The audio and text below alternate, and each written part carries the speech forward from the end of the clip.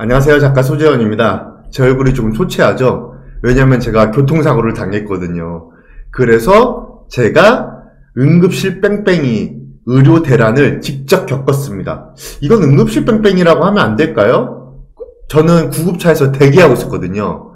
구급대원들이 여러 응급실에 전화를 해서 저를 받아줄 수 있는 병원을 찾았으니까 응급실 뺑뺑이보다는 어떻게 보면 구급차 대기라고 설명을 좀 하겠습니다. 전 시간에는 제 아이가 눈두덩이가 부어가지고 응급실 뺑뺑이를 직접 경험했는데, 이번에는 제가 교통사고로 의료 대란을 직접적으로 경험을 했습니다. 정말 심각했습니다. 일단은 그 시간대 순서별로 제가 녹취 자료 등등을 보여드리겠습니다. 일단 어떻게 사고가 났는지부터 정확하게 설명을 드리기 위해서 사진을 한 장 보여드릴게요. 제가 사고 난 사진이고요. 이 정동 킥보드가 제가 타고 있었던 킥보드고요. 이렇게 사고가 났는데 어떻게 된 거냐면, 이 차주분께서 좌측에 차가 오나 안 오나만 보시다가 정면에 있는 저를 못 보고 그냥 받아버린 거죠. 그렇게 돼서 제가 조금 크게 다쳤다고 해야 하나요? 아무튼 부상을 당했습니다. 당시에는 너무 아파서 팔짝팔짝 뛰면서 한 발로 너무 아프다고 난리가 났었는데요. 그때 차주분께서 내리셔서, 그 차주분도 사고가 처음이신 것 같아요. 어떻게 하는지 모르시고 괜찮으세요? 괜찮으세요만 계속 반복하시더라고요. 그리고 119를 불러드릴까요? 했는데요. 제가 본능적으로 살아야겠다는 일념으로 119를 직접 불러서, 처음엔 제가 통화를 하다가 정신이 없고 제가 위치가 어딘지 모르니까 그 차주분을 바꿔주셨어요. 다행스럽게도 차주분이 직접 받으셔서 정확한 위치를 설명을 해주셨고요. 진짜 천만다행인 게 119가요. 그러니까 119 소방센터가 100m 앞에 있었습니다. 전화 통화 끝내자마자 바로 달려오셔서 저를 실어주셨죠. 그런데 실어주신 다음부터 문제가 생겼습니다. 한번 같이 들어보실게요. 아니 그러면 네. 응급실 못 간다고요? 응급실을 가는데요. 응급실은 못 간다고요. 왜요? 지금 응급실은 심근경색이나 뇌졸중, 심장이 멈춘 심정지 환자, 이런 중증 환자만 진료를 봐요. 의사 파업 때문에 설명드린 것처럼 지금 응급실 현 상황은 그렇고요. 저희는 가까운 응급실에 엑스레이 찍어볼 수 있는데 응급실 알아보고 갈게요. 대형병원이 아예 안 된다는 거예요? 네.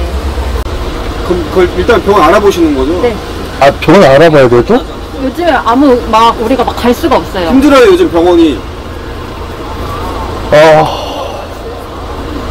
응급실에 전화를 해서 이런 환자가 있는데 진료가 가능한가요? 이렇게 물어보고 가야 된다고요. 녹음 내용 그대로입니다. 제가 이 상황을 더 왈가불가하지 않을게요. 그냥 이런 상황이었고요. 그래서 저는 그 구급대원 분께서 몇 차례 통화를 하시고 난 뒤에서야 비로소 이동이 가능했습니다. 몇 군데 병원에서는 저를 봐줄 수 없다고, 전문의가 없다고 얘기를 해서요. 결국은 한 3번, 4번 통화하신 것 같아요. 제가 정신이 없어서 기억을 못하는데요. 그 정도 통화를 하고 나서야 진료를 볼 수 있는 병원을 찾을 수 있었습니다. 그래서 그쪽으로 제가 이동을 하게 된 거고요.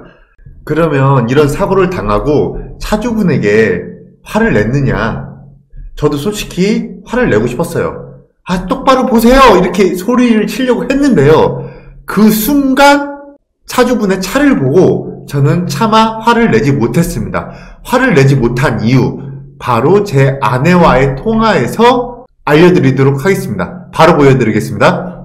그 사람이 이제 좌측을 보다가 나를 친 거야. 근데 애기 있더라고 차 안에.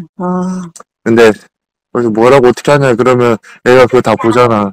그 사람도 그냥 말로 안 했어. 그냥 애기가 창문 내리고 보는데. 이유는 되게 간단했죠. 솔직히 뭐라고 할 수가 없더라고요. 아이가 보고 있는데, 저도 그 또래 아이를 키우는 아빠 입장으로서 아이 앞에서 아빠가 죄송합니다, 이건 저의 양심, 제 마음에 절대 허락이 되지 않았어요.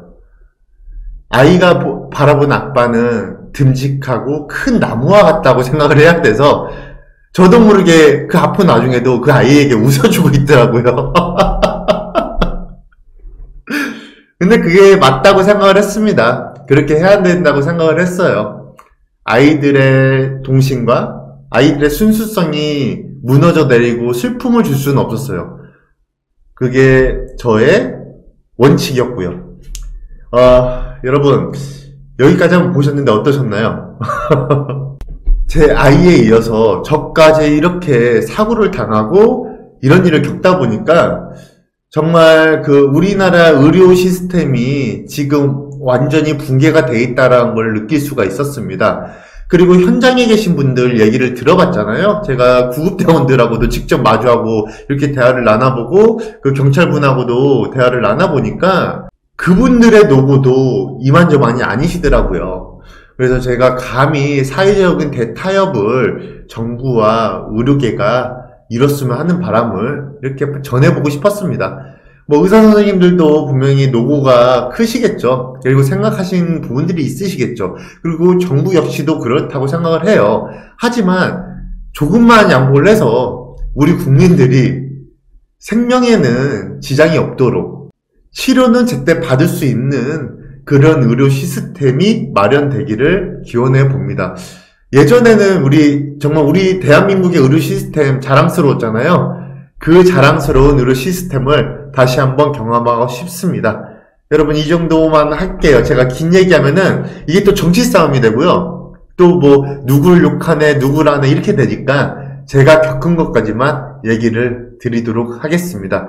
여러분들은 자유롭게 댓글로 의견 주시면 됩니다. 그 의견들은 뭐 서로 간에 토론하자는 거니까 크게 제가 상관을 하지 않을게요. 하지만 욕설 조금만 자제해 주십시오. 그리고 서로 간에 거기서 타당한 논리들로 여러 가지 의견 교환해 주셨으면 좋겠습니다. 여기서 마치겠습니다. 감사합니다.